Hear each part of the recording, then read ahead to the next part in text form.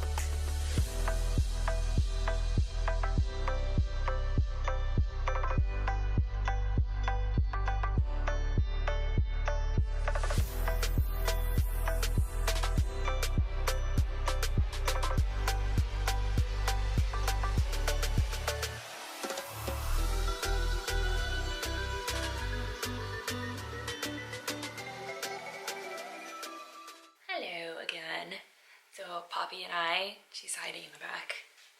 There. Made it to our hotel last night, and it ended up taking us about 3 hours to get down to Bombay Beach, and then after that it was like another half an hour to get to Slab City. So I hope you're ready for a little history lesson. Let's talk about why these places are the way that they are. So the Bombay Beach is located on the Salton Sea, which is basically a giant seawater lake, and it was made from water from the Colorado River in the 1950s. So around like the 80s, the lake ended up becoming really contaminated because of farm runoff, and the like saltiness of the lake continued to increase, which ended up killing off like a ton of birds, and then it also ended up killing off a lot of fish. So it's pretty much inhabitable for wildlife. And Bombay Beach was built in the 50s, so to kind of go with the lake, and it was advertised as like a popular tourist destination, and a bunch of like old school Hollywood celebrities would go and hang out there. It's also pretty close to ski areas and ski resorts, so that's also why there's like the ski in themed area. So that's what drove all the celebrities and vacationers there. But then once the lake started being toxic basically, and all the fish were dying and washing up on shore, it kind of drove everyone out just because of the smell and because you can't, or you shouldn't go in the water. So the whole vacation area kind of died. And a lot of people refer to it as a ghost town, but it's not, because there's still like 200 to 300 people that actually live there, and it's a lot of like mobile homes and then also like housing that they built. So there are still people there, so if you do go to explore, just be respectful and know that. And people I ran into were friendly, so it wasn't really an issue. Starting in 2016, they have a Bombay Beach Biennial, which is basically like an art show, art festival, and that's where a lot of these art pieces that are found on the beach come from. I ended up spending like 2 hours there, I think, just driving around the town, and there's art everywhere. So I kind of went up and down like every street, and you just see different art installations and people who have turned their homes into art displays. And there's a lot of abandoned buildings that have like graffiti on them, but if you go inside, there's like little art displays too. So that was pretty cool. It was fun just like wandering around and like seeing what I could find. And then on the actual beach, there's just a ton to find, but the sand is weird. It's kind of reminded me of quicksand, and it's like really hard until you get closer to the water where it looks hard, but then as soon as you step in it, you like sink into it. And it was fine further up on the beach, but when you get close to the water, the smell is absolutely awful. Like, it just smells like death. It's just disgusting. I took Poppy with me, and as soon as we like stepped on like the quick sandy part, like she was just sinking and all her paws got covered in this muck, and it was disgusting. There's also like a ton of horseflies in that entire area, and they were getting in my car, and it took me like forever to get them all out. So it was a whole mess. But if you're prepared and you know, just bring like some wet wipes or something so you can clean off. But it is really cool to see all the art, and there were actually quite a few tourists there. Not like a ton of people, but there was like a handful of people there. And be careful with parking on the sand as well. I parked kind of at the top of the beach and walked down because a lot of people get stuck. A local will have to come and pull you out of the sand. So just be aware, be careful, and be respectful. So I thought it was all really cool. Like I said, everyone was really nice. Where it's located is kind of in the middle of nowhere. I don't know, it's like a weird area because on the drive in there were like palm tree farms, which is really cool, and then it's just like desert. So there were a lot of people. I saw like a lot of quads that like people on quads would like ride out there to visit. So then after that I was looking for the banana plane, which is like a famous art installation that is normally at Bombay Beach. I went there, banana plane's gone. I don't know where it went. They probably moved it for an art show or something, but it wasn't there. So that was kind of a bummer, but there was so like much other cool art that it didn't really matter. So then Slab City is about, I think it's like 20 minutes away, and then you just keep driving down this one street and eventually you get to Salvation Mountain. Salvation Mountain is basically the entrance into Slab City, and it's around 50 feet tall, and it's made out of paint, hay bales, concrete, and it's just all stacked up on top of each other and painted on. And it was built in 1984, but then it collapsed and had to be rebuilt, so they tried to make the structure stronger, and it's been standing today. So the original creator has since died. His name was Leonard Knight, but there are other artists that are upkeeping the monument since his death.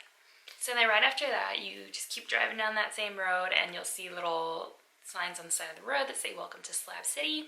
So basically, Slab City in World War II was a Marine Corps base, and it got the name Slab City because once the government was done with the land, they removed all the buildings, but there are still concrete slabs that remain from the base. So the government basically said they were done with the land and nothing happened with it. So people started migrating there and posting up and like camping there. In the 80s, there were like 600 to 2,000 campers out there that were just living there and really just doing their own thing. And it's known as America's Last Free Place, or the Lawless City, or Squatter's Paradise. And yeah, basically there's no rules. You can just go out there whenever you want, and a lot of like the spaces had like signs saying occupied, so like don't take anyone's space. But other than that, any free spot you can just kind of post up in. And they do get deliveries, which is interesting. When I was pulling up, there was a UPS truck that was driving around, so that was kind of cool. Like you can still order stuff and get deliveries out there, but it's just a bunch of different camps and little communities in each camp. And they also have some public things for the community. So they have a library, they have an internet cafe, which I think is the only place you can get internet. They have the Range, which is like their like hangout spot, like bar where they play live music and stuff like that. And then East Jesus is next to Slab City. It's not like part of Slab City, it's like its own little thing. And there's I think a lot of people know of Slab City because of East Jesus, and it's basically just like a bunch of art displays, and you can do donations. So they have like a little parking lot you can park, and then you just like walk on through. So it was really cool seeing how creative people get with just discarded items and like a bunch of random stuff. I think it kind of gets a bad rap because a lot of people will say it's like super dangerous and like sketchy and you shouldn't go. But I mean, I wasn't too worried. I mean, I'm sure if you like are just like wandering around and like trespassing or like being shady, then yeah, it could be dangerous. But I think if you are like respecting everyone and just minding your own business and letting people do their thing, then you're fine. Yeah, I felt fine when I was there. Again, people that I met were nice. Everyone driving by from the town would like wave, and so I felt fine there. And I thought it was really cool how there were so many different little communities, and they're all like decorated differently, and like they have like a little apothecary, and they have like an art shop and like a gift shop at the start. So I felt fine there. I would go again. I would go to Bombay Beach and Slab City again, just because there's still so much that I didn't see, I'm sure. And yeah, it was cool. And then it was like an hour and a half to get here to our hotel, and pretty much it. I've just been hanging out, and we have emo night tonight, so I'm just gonna hang here, edit this video, and then head over to emo night. And we'll be heading out tomorrow morning. So thank you so much for watching. I have a couple more videos coming up. I have Complex Con, which it's next weekend. And then in December, I have the LA Comic Con. So a couple things coming up. And I hope you stick around, check those out, subscribe, and I will see you on the next one. All right, bye guys.